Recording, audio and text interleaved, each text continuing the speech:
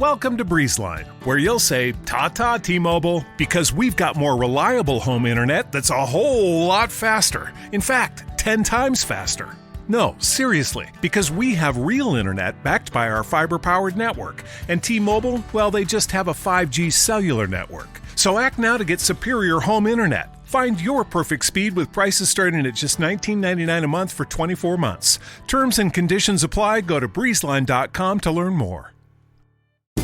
Hop on over to Meijer for a happy Easter. We're serving up low prices on Easter favorites, like Meijer Spiral Sliced Ham for just 89 cents per pound. Limit 1. Choose fresh sides, rolls, and desserts, and save on treats and toys. This week, earn 3,000 points for every $30 you spend on toys with M-Perks.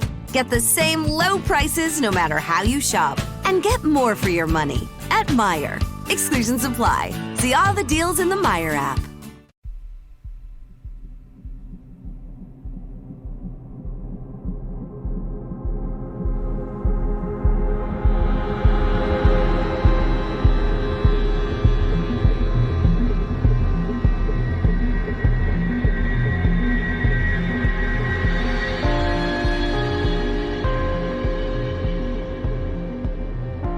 Hello and welcome to mini episode 118 of Real Life Ghost Stories, and I have 3 spooky stories for you today, and the last story comes from April the 28th, 2021, and story number 1 comes from Aiken. I describe myself as a paranormal researcher, and I have not much psychic ability. I had very detailed and vivid memories of my life starting from my birth and had witnessed enough paranormal experiences, especially after my father's death in 2012. Those paranormal experiences were generally peaceful and resemble much of the ones you have been portraying in your podcast episodes. But the one I would explain in detail here is a very unique one and has got extraordinary features, though it was also a comforting and peaceful experience. It was one of our regular journeys to Europe, but this time we preferred a late period of the year such as October to avoid tourist crowds and enjoy the tranquility. I made an early reservation to a Hotel Mediterraneo, in a small seaside town called Porto Cesario in the Lecce province in southern Italy. My wife and I planned to spend 5 days in Lecce province and then go to the Amalfi Coast for a couple more days to explore the beauties of this popular holiday destination. As the timing of our journey was after the chaotic tourism season in Italy, the hotel we checked into and the town centre were very quiet. Our plan was to set out early in the morning and pay visits to surrounding tourist destinations around the Lecce region on a daily basis and return late at night to our hotel. We started the day early in the morning and travelled as much as we could with our rental car. The breakfast was served in the restaurant section of the hotel, and I would have to say that it was just an amazing combination of breakfast food, including fresh chocolate croissants and a real Italian coffee prepared at a barista section just before the entrance of the restaurant room. The only downside of the breakfast was the hot spring cooker egg boiling machine, which you had to wait a couple of minutes and serve your own stuff. The hotel was so empty that the only person we met at the breakfast was a single old man in his early 70s. During the second day of our stay, we were able to chat for a little bit with this old man and learned that he was from England and the purpose of his stay was similar to ours: to visit and explore the tourist attractions of the Lecce region. It was an interesting coincidence to have this British man accompany us during the breakfast time every morning, but considering that he also had a busy daily travel schedule to fulfill, it was understandable to a certain degree for this coincidence. It was the morning of our 4th day at the hotel, and together with my wife, we again started our day with a delicious Italian breakfast, and we were the only ones at the restaurant section. To our luck this time, we did not have to wait for our eggs to be boiled at the machine, since 2 boiled eggs were already waiting for us at the deep of the boiling tank. After we had collected the foodstuff from the buffet, I went outside the restaurant room to the bistro section to get our cups of coffee. While waiting for the coffee to be prepared at the bistro, at the far opposite side of the corridor, I saw the old British man approaching towards me along the hallway. To my surprise, this time he was not alone, and a lady was walking next to him. First I thought she was someone staying at the hotel, and she would walk outside through the main entrance of the hotel or come and join us for breakfast.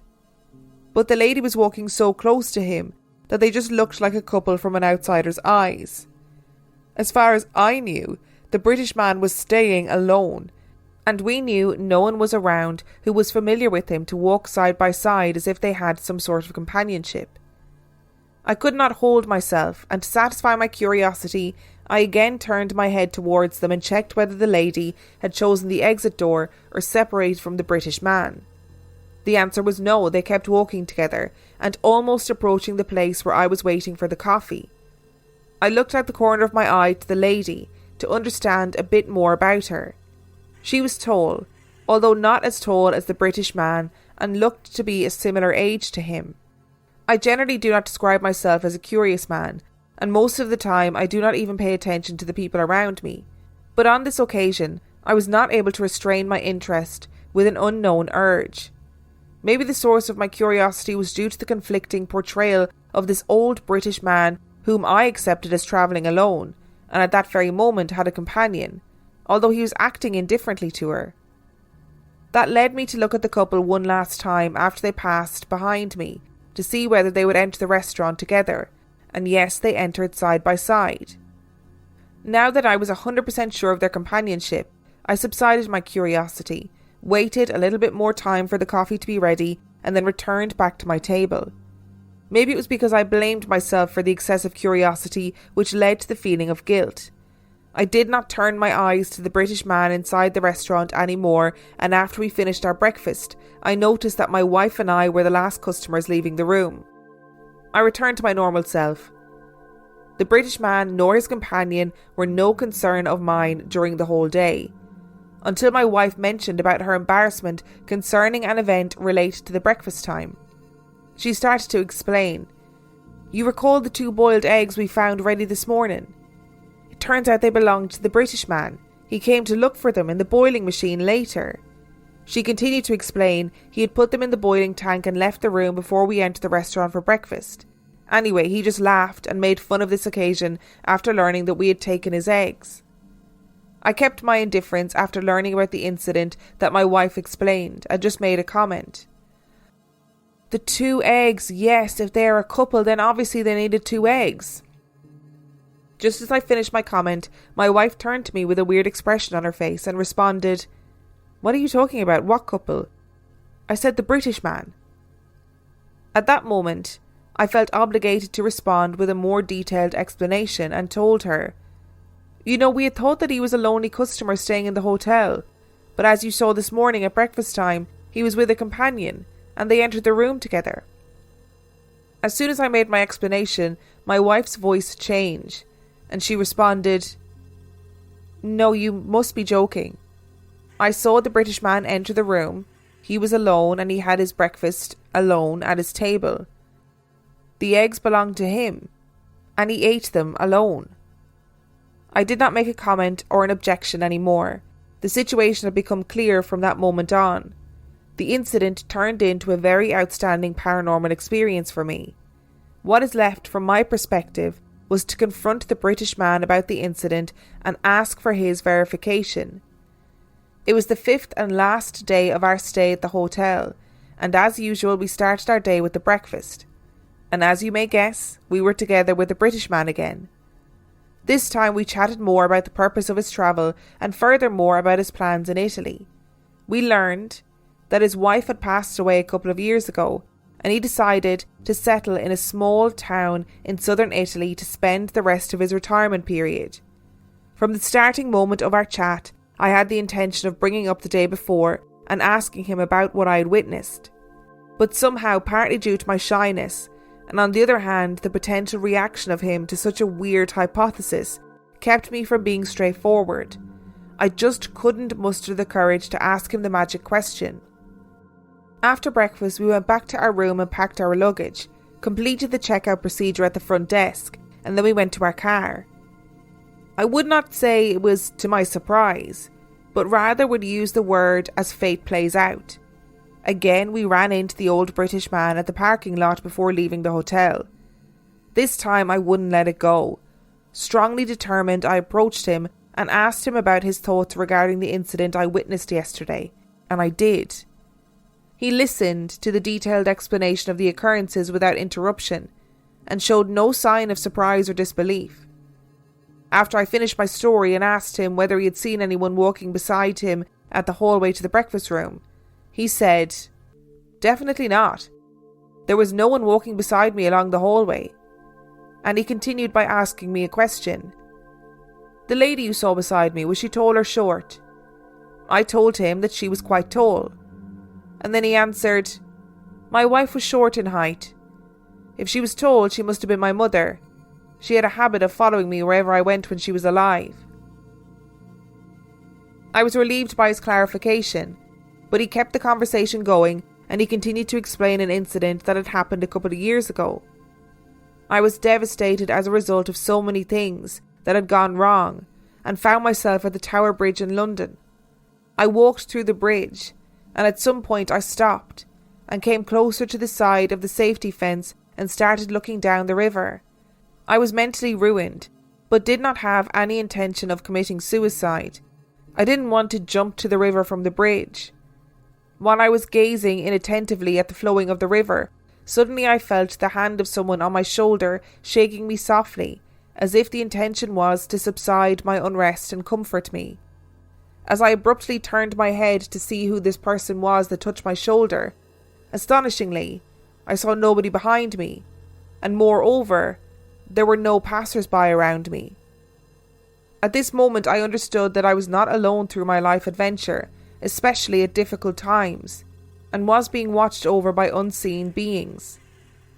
After a couple of minutes of chatting, we said goodbye to each other and departed the hotel. While travelling to our second destination, I discussed together with my wife about the experience and tried to clarify the reasons under that mystical real-life story.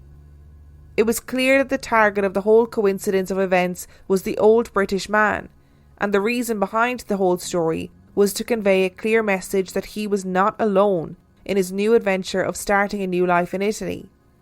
From my point of view, it would not have been possible to convey the message to the British man without my presence. Only a person who is an expert in the paranormal field could understand and deliver the message to the targeted individual. It was an extraordinary and peaceful experience for me, and a comforting one for the British man. I learned throughout my life journey that the difference between a believer and a skeptic is personal experience.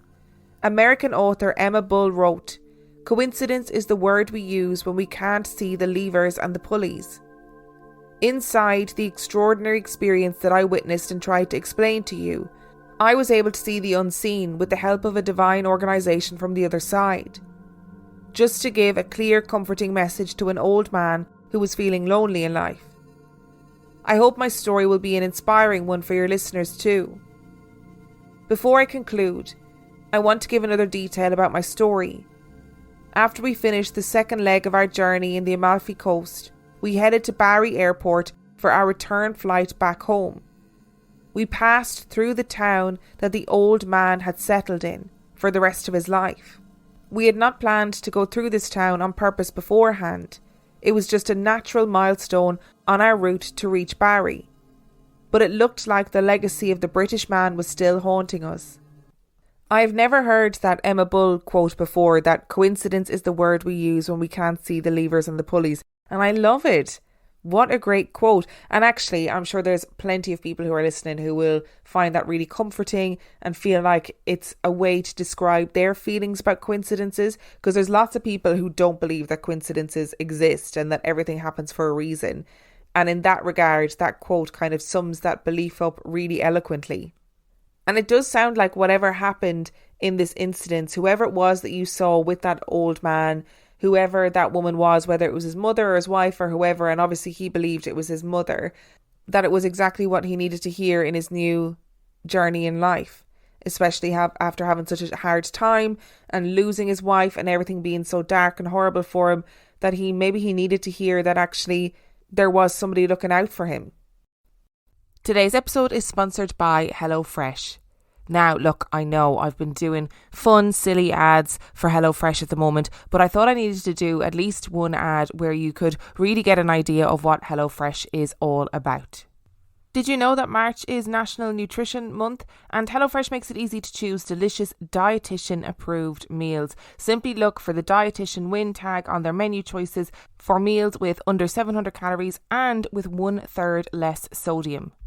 And those aren't the only options, so you can choose quick cook, you can choose that your box is family friendly, carb smart, protein rich, vegetarian, pork free. There are so many different options to choose from. HelloFresh sends you seasonal recipes that come with ingredients already pre-proportioned, so all you have to do is cook and enjoy. And I've said it before and I'll say it again, I'm not a good cook. It's not something that comes naturally to me, but let me tell you, when I'm getting HelloFresh, I feel like I'm Gordon Ramsay, you know? I'm taking pictures of every meal and I'm sending it into the group chat. To be honest, HelloFresh is one of those things that I'm always going to recommend, whether I'm advertising for them or not. It's quick, it's easy, it's great for people who maybe aren't very good cooks like me. It's cost effective and it also saves on a ton of waste. So go to hellofresh.com/Real Life Ghost Stories 60 and use the code Real Life Ghost Stories 60 for 60% off plus free shipping. That's hellofresh.com/Real Life Ghost Stories 60 and use the code Real Life Ghost Stories 60 for 60% off plus free shipping. Today's episode is sponsored by Hers. This time of year, all of the emphasis is always on organising your space. It's always on wellness. It's on spring cleaning. It's on fresh starts. But actually, the most important way to take care of yourself is to take care of your mental health, and you can do so at forhers.com. At forhers.com, you can get access to real medical providers who can prescribe trusted anxiety and depression medication if it is right for you. The process is 100% online, including unlimited check-ins, provider messaging and support along the way.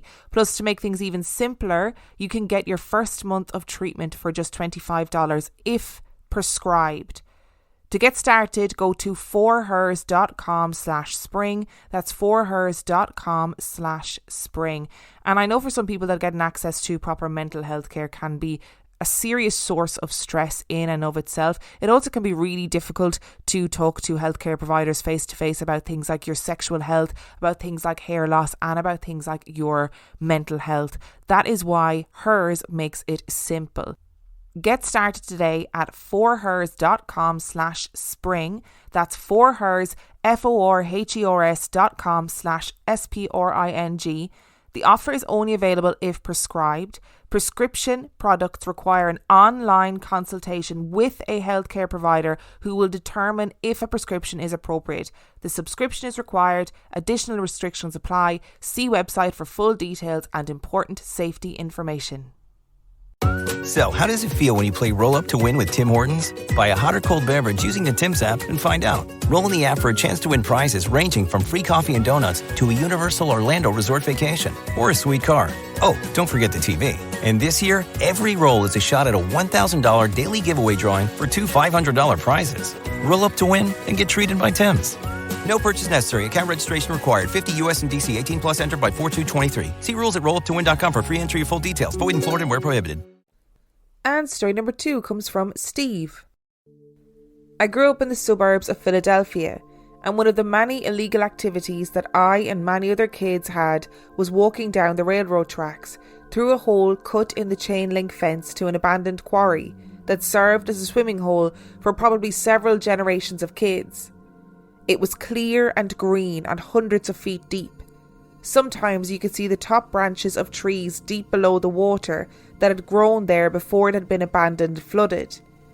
There were so many stories about teenagers who had committed suicide by driving cars off the cliffs, or who had died by diving off the cliffs and hitting submerged logs. I don't know if these were true, but this happened to me. I and my girlfriend, who is now my wife of 24 years, walked down the tracks, through the fence and down to the quarry. The water was not clear. It was churned and murky and not really appealing. Debris was floating on the surface, and after 1 or 2 half-hearted dives, we left and returned home. The next day we read in the local newspaper that a woman who cleaned the office building adjacent to the quarry had killed and dismembered her husband and had been dumping parts of his body into the quarry hidden in her cleaning hamper. On the day we went swimming, The water had been stirred up because divers had been searching the bottom to try and retrieve the body parts. The weird one. My family has had a farm in Upper Sandusky, Ohio for over 175 years. My great aunts and uncles have crazy stories about posting guards at the back of the church, riding horses to school, ancestors dying agonizing deaths after breathing smoke after burning poison ivy in brush piles, and a man's gravesite in the Catholic cemetery which, when disinterred, had his Protestant wife secretly buried atop him. The barn at the farm has a lower level with areas right and left that used to hold cows or pigs or equipment. In the centre was a large area where you could drive in the biggest wagons or tractors and load or unload them. Above the central area was a 3-story rise to a grain bin, and to either side were the 2-story hay mows storing hay for the cattle. When the cattle were on the farm, hay would be pitched out of the hay mow into a pile onto the floor in the central area to be carried to the cows. An activity that used to happen back in the day was that kids used to climb to the haymow or up to the grain bin and jump down into the piled hay on the first floor of the central area. Not with parental permission, of course. My great aunts Mary and Bing, both now deceased, and a neighbour Lizzie, all aged about 5 or 6, were jumping off the haymow, and Lizzie fell on a harrow, basically a device for breaking up soil with a lot of sharp spikes, and she took a spike in the temple and died. 60 plus years later, my brothers and I were without permission climbing into the haymow, completely out of sight of the house. And suddenly, there's Great Aunt Mary in tears. Great Aunt Bing sent her over because Lizzie came to her and told her we were climbing in the haymow.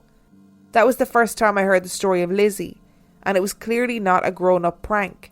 Great Aunt Mary was distraught, and not in a joking mood. True, I don't know, but these old biddy great aunts of mine were never ones to joke, lie, or be particularly fanciful. I love stories about weird near misses and weird coincidences where strange things happen and you only found out afterwards that you had like a brush with death or a brush with some weird situation like divers looking for limbs at the bottom of a quarry. How weird is that? I spend a lot of time on Reddit looking at stories like that. They are of great interest to me. And look, maybe the aunts were only trying to scare the kids. It doesn't sound like much of a joke. It sounds like they were saying, please don't do this. I know it's really fun, but it can actually result in death. And who knows? Who knows? Maybe the ghost of Lizzie didn't want any other kids to end up in the same situation that she was in and dying in the same way that she died. And story number 3 comes from Carolina and family. My story takes place in our current home in the Bay Area of California, where we have been living for almost 5 years. Before this, my paranormal experiences have only been in dreams, the most significant one being that my family and I were preparing for my beloved grandfather to be reunited with my grandmother, who had died almost 15 years prior. 4 months after this dream, he died.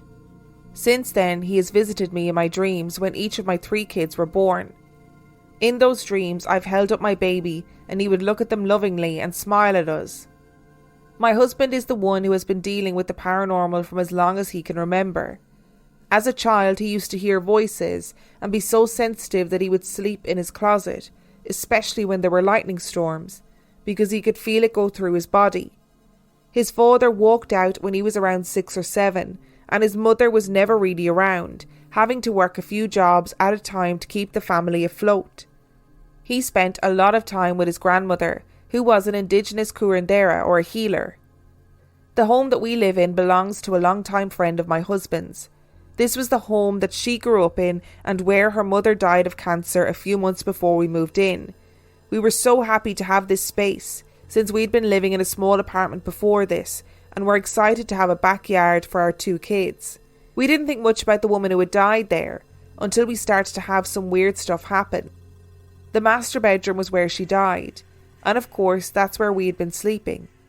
As I mentioned, my husband is super sensitive and he is a light sleeper. He would wake up almost every night between 3 and 5 a.m. because he could hear a woman's voice down the hallway. He would get up, check on the kids and the rest of the house until eventually he would fall asleep in the living room watching Netflix. He would also sometimes see a shadow go into the kids' room, which was right next to ours. This would freak him out because he's super protective of them and us, so he lost a lot of sleep. The couch became his bed, and he was getting really difficult to be around because he was so sleep deprived. We went on like this for over a year. We eventually moved out of the master bedroom and into the spare room. Out of the blue, my husband received the news that his father had died. He hadn't seen his father since he abandoned the family and had spoken to him only once as an adult. My husband was his only child and next of kin, so he was obligated to manage everything. It was incredibly stressful, and about 2 weeks later, we had the ashes of this stranger delivered to our door. We are a spiritual indigenous Mexican-American family with deep ties to our culture, ceremonies and traditions. My husband's father, however, was a German immigrant and was never part of our world in any way. Out of respect and tradition, my husband placed the ashes on his altar. I didn't feel at ease having his ashes in our home, but it wasn't for me to say. I smudged our home almost daily and had faith that we would be good. A few months after this, my middle son, who was almost 3 at the time, fell down and hit his head. He had a scratch on his forehead, and I took him into the hallway bathroom, which is directly across the hall from my bedroom where the ashes were held, and I began to clean out his small wound. He was crying dramatically the entire time and didn't want me to put anything on his cut. I turned to get a band-aid when suddenly he stopped crying. I turned back to face him to see that he was shyly smiling and looking at something in the hallway in front of my room. There wasn't anything there. This little boy is so expressive with what he was feeling that when he gets hurt, it takes him a bit to calm down and be good. I couldn't see why he would stop crying so abruptly and what the hell he was smiling at.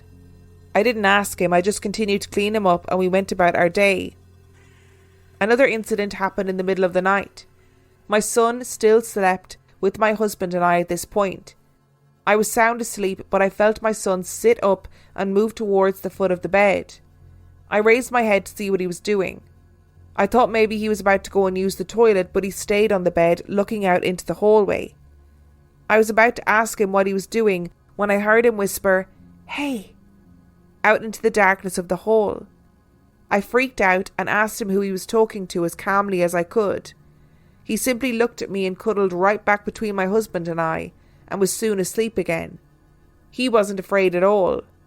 I kept looking out into the hallway, terrified, but I couldn't see anything, and eventually fell back asleep. I asked him in the morning if he remembered talking to someone in the hallway. He again just looked at me as if he wanted to say what he saw or who he was talking to, but didn't know how to. He just couldn't say anything. The entire time my husband was still seeing shadows and hearing a woman's voice down the hallway, never being able to tell what she was saying. He finally had enough and called an elder to come and help us clear the house. She came with one of our helpers, and after a quick walkthrough of the house, they asked us to leave for an hour. When we came back, we learned that the woman's voice was in fact our landlady's mother who had died in the house. She didn't know that she was dead. My husband thinks that maybe she was too medicated at the time of her death to realise. They said that the woman was very confused, but they helped her to fully transition and to move on. There was also the spirit of an older man, and that he stayed in the garage. I wasn't surprised to hear this, since I always had a feeling that I was being watched and would regularly run back inside the house after being in there doing laundry. We think it was the woman's husband, who had died a couple of years before. The garage was his workshop, and he had handmade all the cabinets in there, so it seems fitting that his energy was lingering in there. They also said that my husband's father was there. They told us that he had to leave my husband so that he could become the person that he was today. They said that he said this in a very unemotional, matter-of-fact type of way. We had a lot of mirrors in the house left behind by the landlady's family, one behind every bedroom door and one massive one in my bedroom. The medicine woman said this was very time-consuming because they had to seal every one of them. I'm not entirely sure what they did with the mirrors or why. After this ceremony, my husband stopped hearing the woman's voice, and after a year of having the ashes in our home, we took them up to Lake Tahoe area and returned him back to the earth. Another year passed, and I gave birth to my third child, and we were back in the master bedroom. Things still felt off, and my husband had been dealing with an illness for a few months. The voices stopped, and my son stopped talking to things in the dark, but stuff still felt uncomfortable, not the way you want to feel in the place where you live. We reached out to some more friends in the spiritual community for help and advice.